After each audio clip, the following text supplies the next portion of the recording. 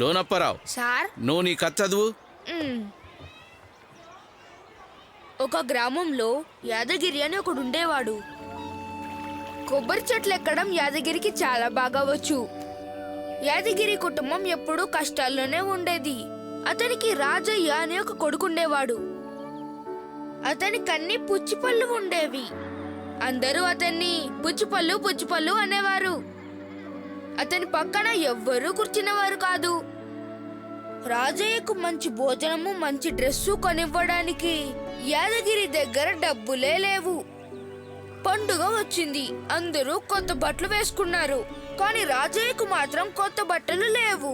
యాదగిరి కొబ్బరి చెట్టు ఎక్కి ఆ కొబ్బరి చెట్టుతోనే అన్ని కష్టాలు చెప్పుకునేవాడు. అతని బాధలను విని కొబ్బరి చెట్టు బాధతో కిందకి వాలిపోయింది. యాదగిరి కొబ్బరి చెట్టు నుంచి దిగాక కొబ్బరి చెట్టు ప్రేమతో ఒక కొబ్బరికాయను వేసింది. ఇంటికెళ్లి కొబ్బరికాయను పగలగొట్టంగానే యాదగిరికి ఆశ్చర్యం వేసింది.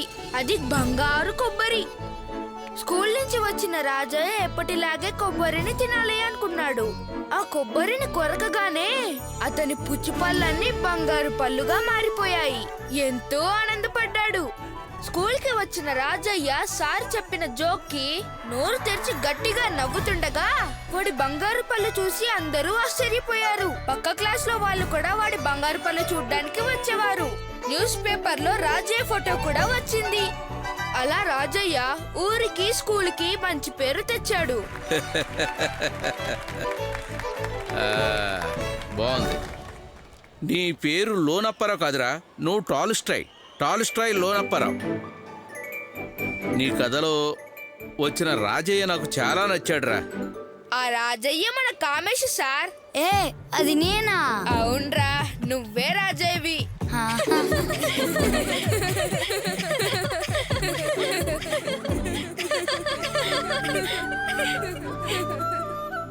టాల్స్టాయ్ లోనప్పారావు. మిస్టర్ టాల్స్టాయ్,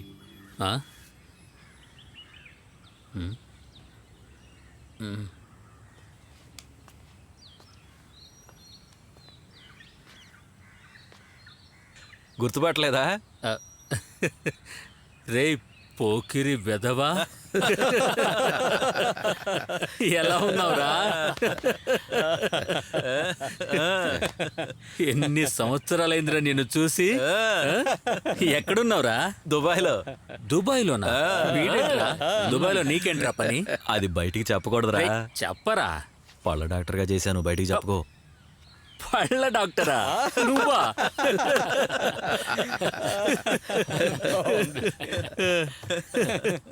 అలా జరిగింది, అలా జరిగిపోయింది అంతే.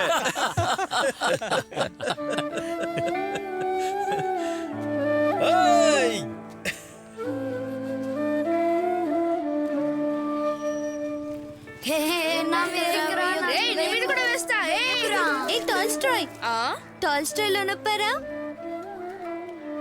నేను నీకోసం ఒకటి తీసుకొచ్చాను. ఏంటది? ఏంటో చూపెడితే నువ్వు నాకేమిస్తావు? నా దగ్గర ఏమీ లేవు, నీకెలా ఇవ్వగలను? నువ్వు నా గురించి ఒక కథ చెప్తావా? ఏంటి, నీ మీద కథ చెప్పాలా? అయితే నేను ఇంకా నీతో మాట్లాడను. ఏ ఆగు, వెళ్ళకు, నేను కథ చెప్తాను. నిజంగా?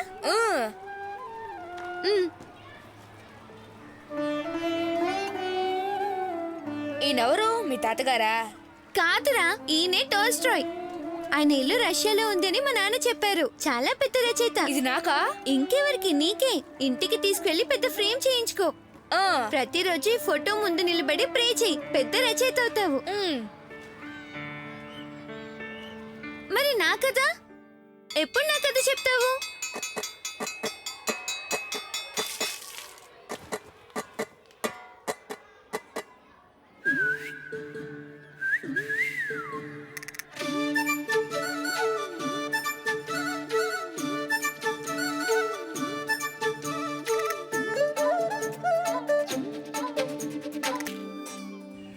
నాతో ఫోటోనా? తీసుకో.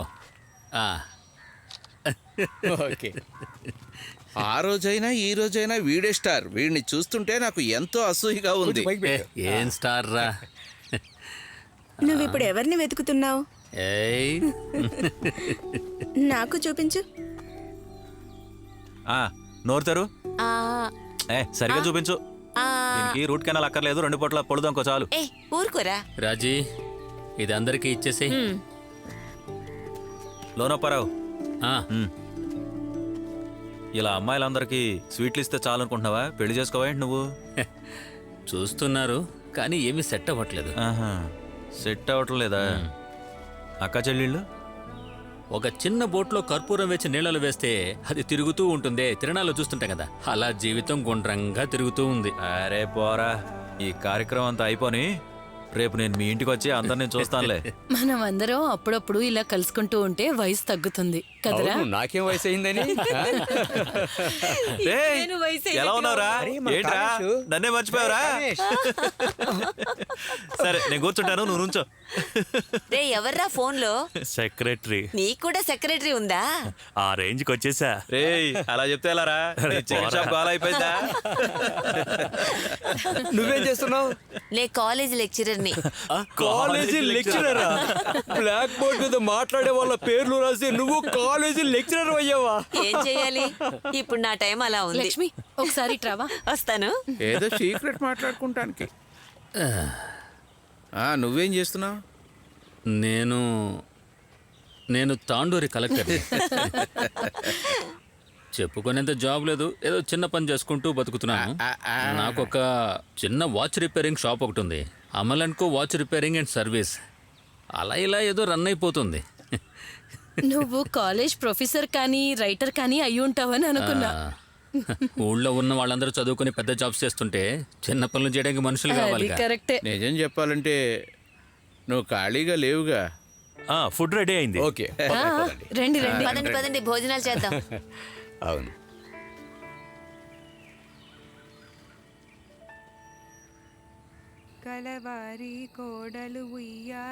అటుపక్క చూడు, సుశీల అక్క మళ్ళీ బెనుకుతుంది.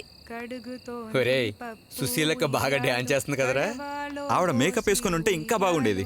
ఈ డాన్స్ కి గానం కావాలో, ఆ గానానికి ఈ డాన్స్ కావాలో గానీ రెండు కలిస్తేనే బాగుంటుంది. అవును, సరిగ్గా చెప్పా. ఇప్పుడు మూమెంట్ మారిస్తే బాగుంటుంది. అలాగే బాగుంది. కలవారి కోడలు ఉయ్యాలో, కలికి కామాక్షి ఉయ్యాలో, కడుగుతోంది పప్పు ఏంటి అన్నయ్య ఏమి మాట్లాడకుండా లోన వెళ్తున్నారు? పరవానా? ఉయ్యాలో, అప్పుడే వచ్చను ఉయ్యాలో. మేరీ ఇవాళకి ఇది చాలు, రేపు చూసుకుందాం. ఆ? నువ్వు వెళ్ళి గంజి తీసిపెట్టు.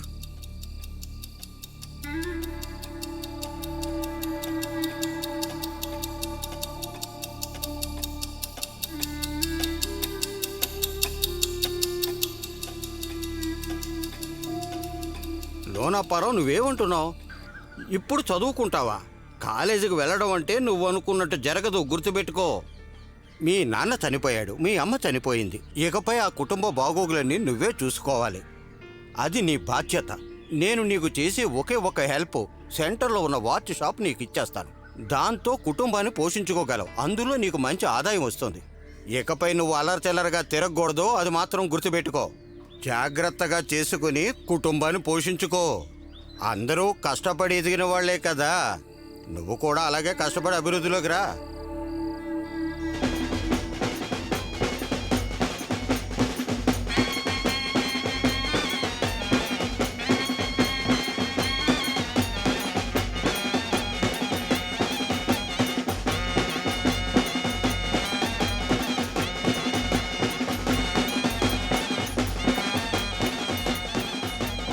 చూడ్డానికి చాలా బాగుంది కదా అక్క? అంతేం బాగోలేదు, ఏ? బాగా బోర్గా ఉంది. అక్కడ చూడు. ఓయ్ చిన్నానా, అదిరగొడుతున్నావుగా. ఏదో సంతోషం అంతేరా. చిన్నానా, ఆ చంద్ర షాప్ లో బాబా ఇంకా పనిచేస్తున్నాడని విన్నాను. సరే సరే. రే ఎలా ఉన్నావు? అదర కొడుతున్నారు కదా, పెద్దాపురం నుంచి దించే స్పెషల్ టీం రా. ఇవన్నీ ఫ్యూచర్ లో చూడలేవు, ఇప్పుడు చూసుకో. ఆ ఎమ్మెల్యే ఇంకా రాలేదేంటి? రే నువ్వు చూసావా? ఎలా ఉన్నావు బాబు? ఏ పూసా, నువ్వు వస్తావు అనుకోలేదు. అత్త చచ్చిపోయాక ఫుల్ ఫ్రీ అయిపోయాను, ఇక అన్ని ఫంక్షన్స్ కి వెళ్తున్నాను. సరే సరే, లోపలికి వెళ్ళు. వస్తాను.